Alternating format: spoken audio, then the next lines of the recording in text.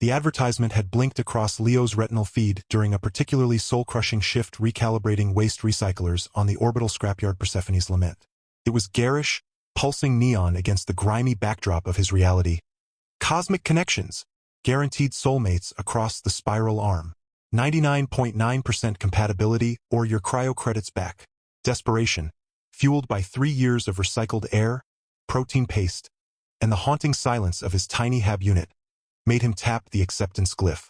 The fee, half his meager quarterly bonus, vanished instantly. The profile form was absurdly simple. Species. Human, Terran standard. Interests. Not dying alone. Deal breakers. Sentient mold, excessive tentacles. He uploaded a slightly outdated hollow image, smoothed his perpetually rumpled jumpsuit in the reflection of a coolant pipe, and hit confirm blind date.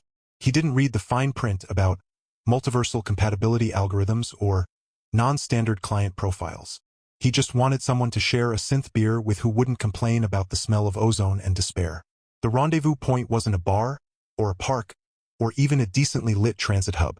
It was the Whispering Spire, a gravity-defying obsidian needle piercing the lavender-hued sky of Viridia Prime, a planet Leo had only seen in grainy tourist brochures.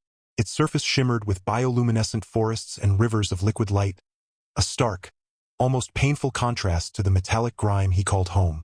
He arrived an hour early, heart hammering against his ribs like a trapped bird, wearing his best outfit, a slightly less stained jumpsuit and a synthetic leather jacket that creaked ominously. He felt like a grease monkey who'd accidentally wandered onto a luxury starliner. The air smelled sweet and alien, thick with unfamiliar pollens that made his nose itch. He fidgeted near a fountain where water droplets danced in slow-motion arcs, defying gravity before vanishing into mist. What if she's a 6-armed insectoid? What if she thinks human pheromones smell like rotten eggs? What if she's just here for the 99.9% guarantee and bolts the second she sees me? His internal monologue was a frantic loop of anxiety.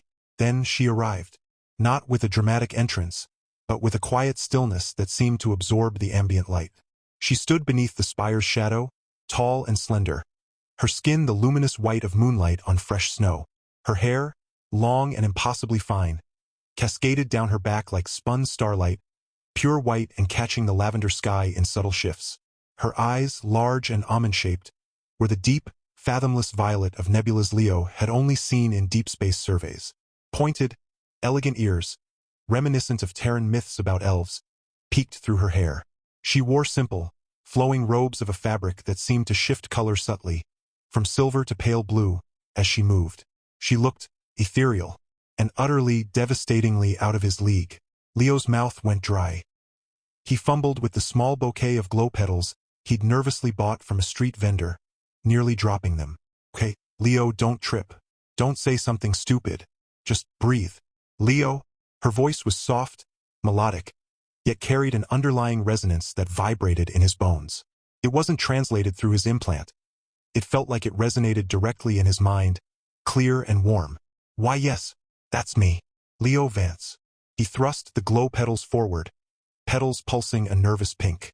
These, they smelled nice? Or glowed nicely?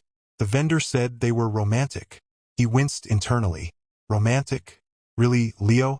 A faint, genuine smile touched her lips, crinkling the corners of those violet eyes. They're lovely, Leo. Thank you. I am Lyra.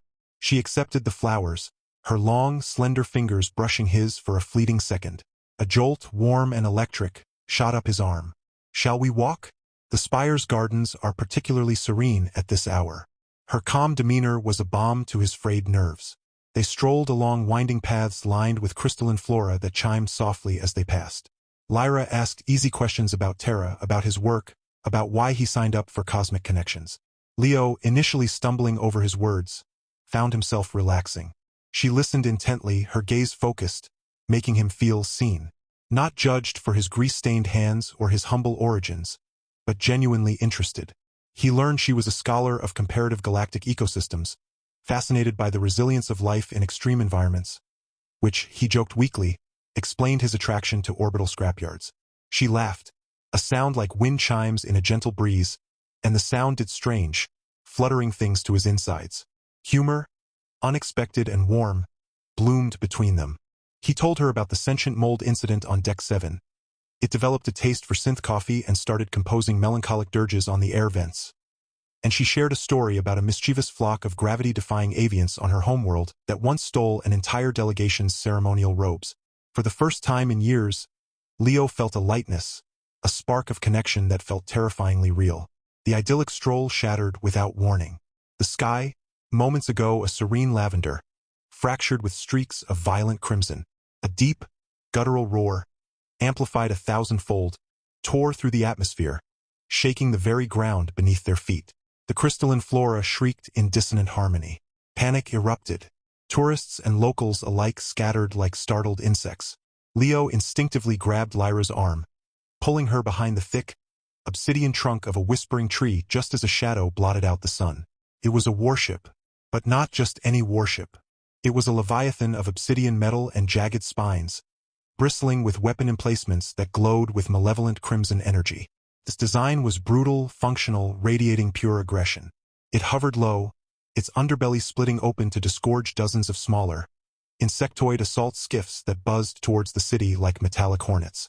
Laser fire stitched the air, vaporizing fountains and shattering elegant spires. The air filled with the acrid tang of ozone and burning stone. Void spawn, Lyra hissed, her earlier serenity replaced by sharp, focused intensity. Her violet eyes narrowed, scanning the chaos with unnerving calm. They've tracked me here. Tracked you? Leo stammered, ducking as a stray energy bolt vaporized a section of the path where they'd been standing seconds before. Who are they? Why? No time. Lyra grabbed his hand, her grip surprisingly strong. Run. To the spire's central core. It has defenses. She didn't wait for an answer, pulling him into a sprint down a side alley choked with panicked crowds. Leo's legs burned, his lungs screamed, but the terror in Lyra's voice, the sheer wrongness of this beautiful place being torn apart, fueled him. He saw a skiff hover low, its weapon turret swiveling towards a group of cowering children huddled near a collapsed archway. Without thinking, pure instinct overriding fear, Leo scooped up a chunk of shattered obsidian pavement and hurled it with all his strength. It clanged harmlessly off the skiff's hull, but it drew the turret's fire. The blast cratered the ground where the children had been, but they'd scrambled away in the distraction. Leo felt a surge of grim satisfaction mixed with terror. They reached the base of the whispering spire. Its entrance, a seamless archway of dark stone, shimmered with a faint energy field. Lyra placed her palm flat against a seemingly blank section of the wall. Symbols flared to life beneath her touch, intricate, glowing sigils that pulsed with the same violet light as her eyes. The energy field rippled and dissolved, revealing a dark corridor beyond. Inside. Quickly, she urged, shoving Leo through before following and sealing the entrance behind them. The relative silence inside was jarring after the cacophony outside, replaced only by the hum of hidden machinery and their ragged breathing. The corridor sloped steeply upwards, lit by soft, recessed lights. Leo leaned against the cool wall, gasping. Okay, he panted, wiping sweat and grime from his forehead. Blind date from hell. Check. Alien warlords trying to kill us. Check. Now maybe why? Who are you, Lyra? Because I'm guessing you're not just a galactic ecologist who likes pretty gardens. Lyra turned to him, her expression unreadable in the dim light. The ethereal scholar was gone, replaced by someone older, harder, burdened by weight Leo couldn't fathom. She took a deep breath, her white hair seeming to glow faintly in the gloom.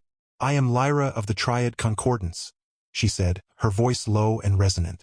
And the Triad Concordance owns 3 galaxies. Leo stared. He blinked. He rubbed his eyes. Owns 3 galaxies? The words felt absurd, like something out of a bad holodrama. Like, all the stars? All the planets? The everything. Precisely, Lyra confirmed, a flicker of wry humor returning to her eyes despite the gravity of the situation. The Andromeda Spiral, the Helix Nebula Cluster, and the Viridian Expanse, which includes this planet, Viridia Prime. My family's stewardship spans millennia. We maintain the balance, the flow of resources, the delicate peace between thousands of species. She gestured vaguely upwards, towards the battle raging outside. Those void spawn? They are mercenaries, hired by a rival faction within the Concordance Council. They believe my lineage's claim is weak, because I chose a path of study over politics, because I sought connection beyond duty. Her gaze met Leo's, intense and searching. They tracked the energy signature of my personal transport when I came here for this. She nodded towards him. They saw an opportunity. Eliminate me during a moment of perceived vulnerability, during a blind date. She almost smiled, but it was tinged with bitterness. They vastly underestimated the date. Leo's mind reeled. 3 galaxies, ownership, galactic politics, mercenary fleets. It was too vast, too insane. He looked at her, the luminous white skin, the starlight hair, the violet eyes holding ancient knowledge and sudden, terrifying responsibility. And he looked at his own grease-stained hands, still trembling slightly from adrenaline. The absurdity of it crashed over him, followed by a wave of hysterical laughter. He doubled over, clutching his stomach. You own 3 galaxies and you signed up for cosmic connections. He wheezed between laughs. What was the profile question? Interests. Managing stellar nurseries and preventing supernova-induced economic collapse? Deal breakers. People who can't afford intergalactic tolls. Lyra stared at him for a second.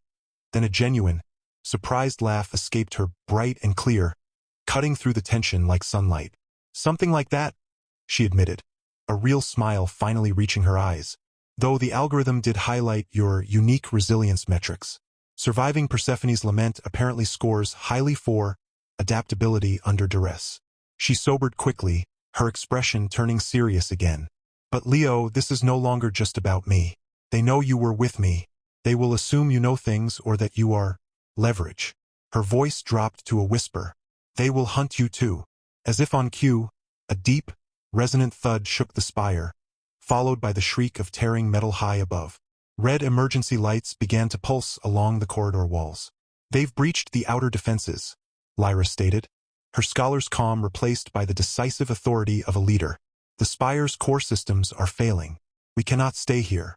She moved to a recessed panel on the wall, her fingers flying over hidden controls. A section of the floor slid open, revealing a narrow maintenance shaft descending into darkness. This leads to the planetary transit hub. My personal skiff is docked there. It's shielded, fast, and armed. Armed, Leo squeaked, peering down the dark shaft. You have a spaceship? A necessity of the job, Lyra said dryly, already swinging her legs over the edge. Coming? Or would you prefer to wait for the Void Spawn boarding party? I hear their hospitality involves neural extraction and forced labor in asteroid mines. Leo didn't hesitate. He scrambled into the shaft after her, the rough metal scraping his palms. The descent was terrifying, a near-vertical drop into utter blackness, guided only by Lyra's sure movements and the faint glow emanating from her skin. Below, the sounds of battle grew louder explosions, the whine of energy weapons, distant screams. They emerged into a vast, cavernous hangar bay, lit by flickering emergency strips. In the center, bathed in a pool of soft white light, sat Lyra's skiff. It was sleek and elegant, shaped like a teardrop of polished silver, utterly unlike the brutal Void Spawn vessels. It hummed with a quiet, powerful energy. They sprinted across the open floor, Leo's heart pounding a frantic rhythm against his ribs. Halfway across, klaxons blared. Heavy blast doors at the far end of the hangar began grinding open. Silhouetted against the hellish red light of the burning city beyond were figures, tall, armored in jagged black carapace, with multiple limbs and glowing red photoreceptors where faces should be. Void Spawn shock troops. Run! Lyra yelled, shoving Leo forward. She raised her hand, and a shimmering violet energy shield snapped into existence around them just as a barrage of crimson bolts slammed into it. The impact threw them both off their feet, the shield flaring violently before stabilizing. Leo scrambled up, dragging Lyra with him. They dove behind a stack of cargo containers as more bolts sizzled overhead, melting the durasteel like butter. The skiff, Leo gasped, pointing. It was only 50 meters away, but it might as well have been a light year with the Void Spawn pouring into the hangar. Lyra's eyes narrowed, focusing. She pressed her palm against the container they hid behind. The metal groaned, then flowed, reshaping itself into a crude ramp angled towards the skiff. Distraction, she commanded. Make noise. Anything. Understanding dawning, Leo grabbed a loose pipe from the floor. He took a deep breath, then charged out from cover, waving the pipe wildly and shouting the first thing that came to mind. Hey ugly! Your mother was a malfunctioning toaster. And your father smells like burned circuits. It was juvenile, ridiculous, but it worked. A dozen crimson photoreceptors swiveled towards him. Bolts of energy seared the air around him. He ducked behind another container, heart in his throat. But he'd bought Lyra the seconds she needed. She was already moving, sprinting low and fast towards the skiff, her white hair streaming behind her like a comet's tail. Leo followed, legs burning, the pipe forgotten. He saw her reach the skiff side, touch a panel, and a hatch hissed open. She turned, waving frantically. Leo, now! He put on a final burst of speed, feeling the heat of near-miss energy bolts on his back. He dove through the hatch just as Lyra slammed her hand on the closing control. The hatch sealed with a solid thunk, cutting off the sounds of pursuit. Inside, the cockpit was minimalist, bathed in soft blue light. Consoles glowed with complex, flowing data streams. Lyra was already in the pilot's seat, her fingers dancing over the controls with practiced ease. The skiff lifted off the hangar floor with a near-silent hum, accelerating with terrifying speed towards the hangar's ceiling. Hold on, Lyra warned. The skiff shot upwards, punching through the weakened roof of the hangar in a shower of debris and sparks. They burst into the chaotic sky of Viridia Prime. The city below was an inferno. The massive void-spawn dreadnought still hovered, its weapons lashing out. Smaller skiffs swarmed like angry wasps. Lyra's hands were a blur on the controls. The skiff banked violently, weaving through the chaotic airspace with impossible grace. Energy bolts flashed past the canopy, so close Leo could feel the heat. Alarms blared softly. Shields at 65%. A calm, synthesized voice announced. Multiple hostiles locking on. Override safety protocols, Theta, Lyra ordered, her voice tight with concentration. Divert all non-essential power to maneuvering thrusters and forward shields. Engage evasive pattern Sigma 7. The skiff responded instantly, becoming a silver blur. It spiraled around a descending void-spawn skiff, Lyra firing a precise burst from hidden forward cannons that vaporized the enemy craft in a silent explosion of fire. Leo was thrown against his restraints, stomach lurching. He watched, mesmerized and terrified, as Lyra navigated the maelstrom. She wasn't just flying. She was dancing with death, her movements fluid, precise, born of instinct and training he couldn't comprehend. The scholar was gone. The warrior, the guardian of galaxies, was fully in command. They broke through the upper atmosphere, the lavender sky giving way to the star-strewn blackness of space. The dreadnought loomed ahead, its massive form blotting out constellations. They're powering up their main cannon, the ship's AI, Theta, announced. Targeting solution locked. Impact in 10 seconds. Lyra's jaw clenched. Her violet eyes glowed faintly with intense focus.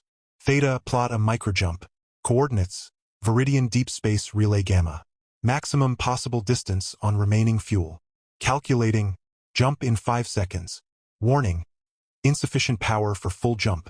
Probability of successful transit, 37.8%. Do it, Lyra commanded. She slammed a sequence of controls. The stars outside the canopy stretched into blinding lines of light. The dreadnought's main cannon fired, a beam of pure annihilation lancing towards them. The skiff shuddered violently as the jump engaged, space itself tearing open. The last thing Leo saw before the universe dissolved into streaks of color was the terrifying beam of energy missing them by a hair's breadth, vaporizing a chunk of the Viridian moon. Then silence. Utter, profound silence. The violent shaking ceased.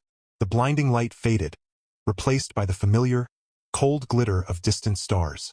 They were adrift in deep space, the Viridian system a distant cluster of angry red and orange pinpricks far behind them. The skiff's lights dimmed, power levels critically low. Emergency reserves flickered.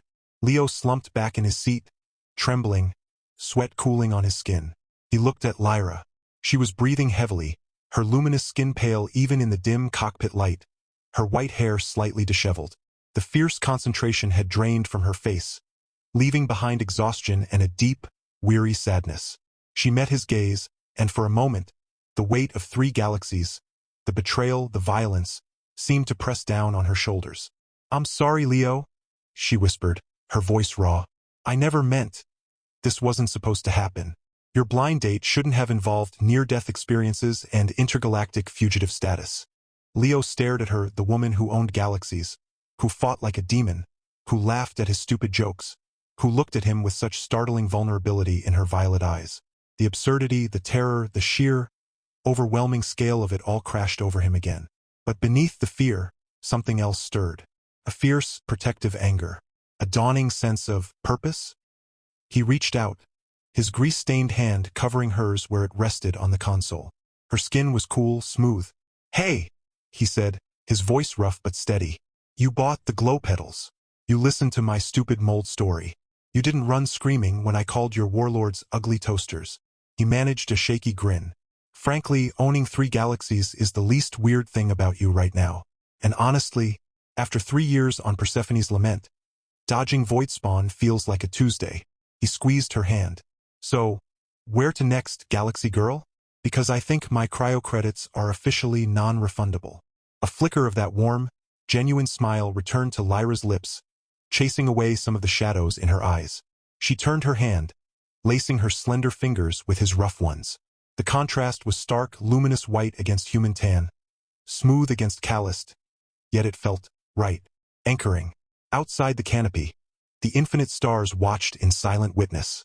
The skiff drifted, a tiny silver speck in the ocean of night, its power low, its destination uncertain, hunted by forces that commanded armadas.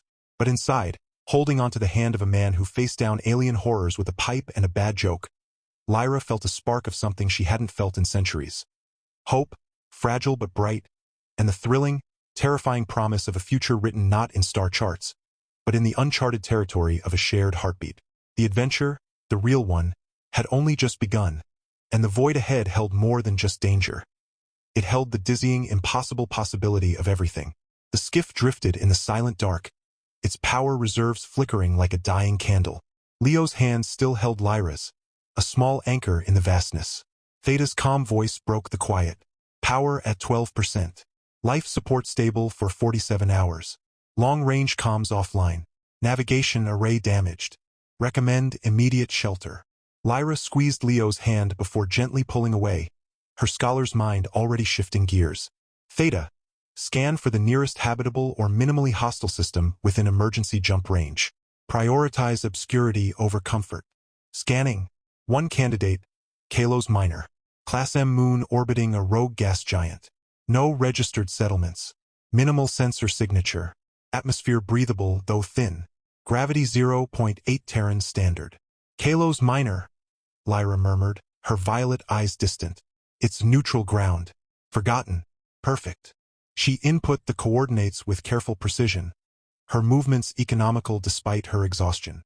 The skiff's engines whined as they sputtered back to life, limping towards the jump point. The transition was rougher this time, space tearing with a groan that vibrated through the hull. When the stars snapped back into focus, they hung above a desolate, cratered moon bathed in the cold, reflected light of its massive, swirling gas giant parent. They landed in a shallow valley between jagged obsidian ridges. The skiff settled with a sigh of stressed metal. Outside, the air was thin and bitingly cold, the sky dominated by the colossal, banded eye of the gas giant. Silence reigned, profound and ancient. For 2 days, they lived in the fragile bubble of the skiff. Lyra worked tirelessly, rerouting circuits, cannibalizing non-essential systems to keep life support and basic sensors running. Leo, drawing on years of jury-rigging scrapyard tech, proved surprisingly adept, his practical, hands-on knowledge complementing her theoretical brilliance. He patched a leaking oxygen recycler with sealant paste and a piece of his own jacket lining. She recalibrated the damaged NAV computer using star charts etched into her memory. They shared ration bars that tasted like chalk and recycled water that tasted like metal, but the shared struggle forged a new kind of intimacy. They talked, really talked. Leo spoke of Earth's lost oceans and the ache of a sky without stars. Lyra spoke of the crushing weight of legacy, of watching civilizations rise and fall like tides across her domains, of the loneliness that came with stewardship on a galactic scale. He made her laugh with stories of malfunctioning sanitation bots. She made him see the universe not as a collection of resources, but as a vast, interconnected tapestry of life, fragile and wondrous. The initial shock of her identity had faded, replaced by a dawning understanding. She wasn't just the owner of Galaxies. She was Lyra, who worried about her research notes, who blushed when he complimented her laugh, who fiercely protected the life she saw as sacred. On the 3rd day, As Lyra was attempting a delicate repair on the external sensor array, Leo noticed it. A faint, almost imperceptible shimmer in the air near the skiff's stern. Not a reflection, but a distortion, like heat haze over desert sand. His scrapyard-honed instinct screamed wrongness. "Lyra," he hissed, grabbing her arm. "Don't move. Look at the air behind us. Left side." She froze, her violet eyes narrowing. She didn't turn her head, but Leo saw the subtle shift in her focus. Her hand, resting near the skiff's hull, began to glow faintly with that same violet energy. "Phase-shifted surveillance drone," she breathed, her voice tight. "Standard void spawn recon. They tracked our micro-jump signature. They're close." Panic, cold and sharp, lanced through Leo. How close? Close enough. Before he could react, Lyra moved. She shoved him hard towards the skiff's hatch. "Get inside. Seal it." Simultaneously, she thrust her hand out, not towards the drone, but towards the ground. The obsidian rock beneath the shimmering distortion rippled, then erupted upwards in a geyser of molten stone, engulfing the drone in a silent, incandescent blast. The distortion vanished, but the damage was done. High above, silhouetted against the gas giant's swirling clouds, 3 void-spawn skiffs decloaked, their jagged forms bristling with weapons. They descended like vultures. "No time for the skiff," Lyra yelled, grabbing Leo's hand again. "Run! Into the canyons!" They sprinted away from their fragile sanctuary just as the first energy bolt vaporized the spot where they'd stood. The skiff's shields, already depleted, flared weakly and collapsed under the second barrage, the hull crumpling like paper. They plunged into the labyrinth of obsidian canyons, the jagged walls offering scant cover. The skiffs hovered above, methodically blasting sections of the canyon floor, hurting them. Leo's lungs burned in the thin air. Lyra's face was set in grim determination, but Leo saw the strain, the toll of constant vigilance and power expenditure. She was weakening, cornered in a dead-end canyon, the skiffs hovering at the entrance, blocking escape. Leo felt despair clawing at him. Then he saw it, a narrow fissure in the canyon wall, partially hidden by a rockfall. "There!" he gasped, pointing. "Can you?" Lyra nodded, understanding. She focused, her violet eyes blazing. The rocks blocking the fissure groaned and shifted, grinding aside just enough for them to squeeze through. They scrambled into the darkness just as the canyon behind them erupted in a storm of fire. Inside, it was a natural cave system, winding deep into the moon's crust. Bioluminescent fungi cast an eerie blue-green glow. They collapsed, gasping, the sounds of the skiff's frustrated search echoing faintly from outside. They were safe for now, but trapped. Days blurred into a tense routine of hiding, scavenging edible lichen, and listening to the distant hum of void-spawn patrols. The isolation deepened their bond, but also frayed their nerves. One night, huddled for warmth in a deep chamber, Lyra confessed her deepest fear. The Triad Concordance Council. They won't just send mercenaries forever. If they believe I'm truly gone or compromised, they'll activate the Genesis protocols. Leo frowned. Genesis protocols? Sounds biblical. "It's worse," Lyra whispered, her voice trembling slightly. "It's a failsafe. If the ruling lineage is deemed extinct or irredeemably corrupted, the protocols initiate a controlled stellar collapse in the core systems of each galaxy. It resets the entire ecosystem, wipes the slate clean, at the cost of trillions of lives. They'd rather burn their own galaxies than let them fall into unworthy hands." Her violet eyes, luminous in the gloom, held a horror that chilled Leo to his core. "My disappearance, my association with an unknown human. It might be enough for the hardliners to trigger it." The weight of it crushed Leo. It wasn't just their lives at stake anymore. It was everything Lyra had sworn to protect. The stakes had become unimaginably higher. Their respite ended abruptly. A tremor shook the caves, followed by the unmistakable sound of heavy drilling. The void spawn weren't just searching. They were excavating. They'd found their hiding place. "We can't stay," Leo said, his mind racing. "We need a weapon. Something they won't expect." He remembered the skiff's wreckage. The main power core. It was unstable when they hit it. "If we can trigger a feedback surge." "It's suicide, Leo," Lyra protested. "The core's containment is breached. Getting close would be better than waiting for them to dig us out and hand us over to your council for a reset." Leo countered, his voice fierce. "You said I'm adaptable under duress. Let's adapt. Reluctantly, seeing the grim resolve in his eyes, Lyra agreed. Under cover of darkness, using the cave system's echoes to mask their movements, they crept back towards the surface. The skiff was a smoldering ruin, half buried in rubble. The void-spawn skiffs patrolled overhead, their searchlights cutting swathes through the gloom. The main power core, a sphere of crackling blue energy, pulsed erratically within the wreckage, containment fields flickering dangerously. Leo's plan was audacious, born of desperation and scrapyard ingenuity. While Lyra used her abilities to create diversions, causing rockfalls on the opposite side of the valley, projecting illusory heat signatures, Leo crawled through the debris towards the core. His jumpsuit was torn, his hands bleeding, but he focused on the task, rerouting the damaged emergency overload conduit. It was like defusing a bomb made of lightning. One wrong move and he'd be vaporized. He was almost there, fingers trembling as he spliced the final connection, when a searchlight pinned him. A skiff hovered directly above, its weapon turret swiveling down. Leo froze, heart-stopping.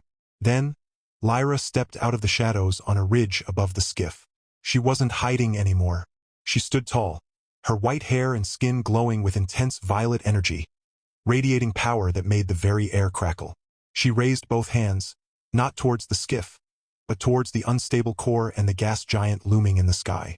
"Theta!" she projected, her voice amplified, resonant with command. "Override all safety protocols.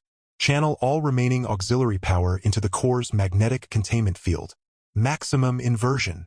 The skiff's AI, though damaged, responded to her biometric signature. A surge of power, the last dregs of the skiff systems, shot into the core. Simultaneously, Lyra focused her own immense will, not to contain the core, but to destabilize it in a specific, controlled way, while simultaneously reaching out with her consciousness towards the immense magnetic field of the gas giant. The core flared blindingly bright. The void-spawn skiff, realizing the danger too late, tried to pull away. But it was caught in the expanding field of distorted gravity and energy Lyra was weaving between the core and the planet. The skiff systems overloaded, its hull groaning as it was wrenched sideways, crashing into the canyon wall in a shower of sparks. The core didn't explode. Instead, it imploded, collapsing in on itself with a silent, terrifying vacuum that sucked debris inward. Then, the released energy, amplified and redirected by Lyra's connection to the gas giant's magnetosphere, erupted outward in a focused beam of pure gravitational distortion. It wasn't fire. It was a wave of warped space-time that washed over the other two skiffs. They didn't explode. They unfolded, their structures twisting and collapsing into impossible, non-Euclidean shapes before dissolving into shimmering dust. Silence fell again, heavier than before. The immediate threat was gone. Leo scrambled out of the wreckage, running to Lyra. She stood swaying on the ridge, utterly spent, the luminous glow fading from her skin, leaving her pale and trembling. He caught her as her knees buckled, holding her close. She was ice-cold. You used the planet itself as a weapon," Leo breathed, awestruck and terrified. "The concordance teaches that all things are connected," she whispered against his chest, her voice weak. "Even rogue giants." She looked up at him, her violet eyes filled with exhaustion and something else, a dawning, profound realization. You didn't run. You stayed. You fought for everything." Before Leo could answer, a new sound cut through the silence. Not the whine of skiffs, but the deep, resonant hum of a much larger vessel. A ship of elegant, sweeping lines, pearlescent white and silver, decloaked silently above the valley. It bore no weapons, only intricate, glowing sigils that matched the ones Lyra had used on the Whispering Spire. A single, smaller shuttle detached and descended gracefully towards them. Lyra stiffened in Leo's arms, her expression shifting from exhaustion to wary recognition, then to something akin to dread. "The Ethelgard," she breathed. "The Concordance's diplomatic flagship. They found us." The shuttle landed softly. The hatch opened and a figure emerged. Tall, humanoid, with skin the same luminous white as Lyra's, but with hair of deep, starless black. His features were sharp, aristocratic, his eyes a cold, calculating silver. He wore robes of severe, unadorned white. He looked at Lyra with an expression of profound disappointment. Then his silver gaze flickered to Leo, assessing him with open disdain. "Lyra of the Triad," the man said, his voice smooth as polished stone. yet carrying an undercurrent of steel. Your escapade has caused considerable disruption. The council grows impatient. His eyes narrowed slightly as they lingered on Leo. And your choice of companion raises troubling questions about your judgment. Come. The Ethelguard awaits. Your absence has created a power vacuum. It is time you returned to your duties and left your distractions behind. He gestured dismissively towards Leo. The unspoken threat hung heavy in the thin air. Return alone or face the consequences. The man from the council hadn't come to rescue her. He'd come to reclaim an asset and eliminate the complication. Leo felt Lyra tense against him, her hand tightening on his arm. The fragile sanctuary of Kalos Minor was gone. The real battle, not against mercenaries, but against the cold machinery of power and legacy, was just beginning, and the price of their love might be higher than either of them had ever imagined. The silver-eyed envoy stepped forward, his hand outstretched, not in greeting, but in command. Lyra, the council will not tolerate further defiance. Leave the human, now. Leo's heart hammered, but he didn't let go of Lyra's hand. He met the envoy's cold gaze squarely. She doesn't belong to your council. She belongs to herself. And if you think dragging her back in chains is going to stop a galactic reset, you're dumber than a deactivated droid. Lyra didn't flinch. Instead, she lifted her chin, her violet eyes blazing with quiet authority. You speak for a faction, Valerius, not the Concordance. She raised her free hand, and the sigils on her skin began to glow, not with violence, but with the deep, resonant hum of ancient code. I invoke the right of solemn accord. My lineage remains unbroken. My choices are my own. And this man, she squeezed Leo's hand, stood with me when your mercenaries came. He saw the truth your council fears. That stewardship isn't control, it's connection. A shimmer rippled through the air. From the Ethelguard above, a new voice echoed, not through comms, but through the very fabric of space. Warm, resonant, unmistakably maternal. Enough, Valerius. A second figure appeared in the shuttle's doorway. Tall, regal, her white hair streaked with silver like starlight on snow. Her eyes the same deep violet as Lyra's. The matriarch. She descended slowly, her presence calming the charged air. She looked at Lyra, then at Leo, and for the first time, a gentle smile touched her lips. You found him, she said simply. The one the old algorithms whispered about. The anomaly who anchors the storm. Valerius bowed his head, silenced. The matriarch turned to Leo. You protected my daughter when the galaxy turned against her. You saw her not as an heir, but as Lyra. That is worth more than all the stars in 3 galaxies. Weeks later, aboard the Ethelguard, now refitted with a small, sunlit observation deck overlooking the Helix Nebula, Leo adjusted the collar of his new, surprisingly comfortable ambassadorial tunic. It still felt strange, but less strange than the way his heart still leapt every time Lyra walked into the room. She entered now, her white hair loose, a data slate in hand, but her eyes were on him. The Andromeda irrigation accords are signed, she said, setting the slate aside. Peace holds. For now. Leo stood and crossed the room, taking her hands. And the Genesis protocols? Deactivated. Permanently. She leaned into him, resting her forehead against his. Turns out, the council listens better when you're not hiding in a moon cave with a human who throws rocks at warships. He laughed, the sound warm and easy in the quiet room. Outside, the nebula swirled in hues of violet and gold. A universe vast and wild, but no longer cold. They had faced mercenaries, betrayal, and the weight of galaxies, and somehow, impossibly, they'd won. Not just survival, but a future. Together.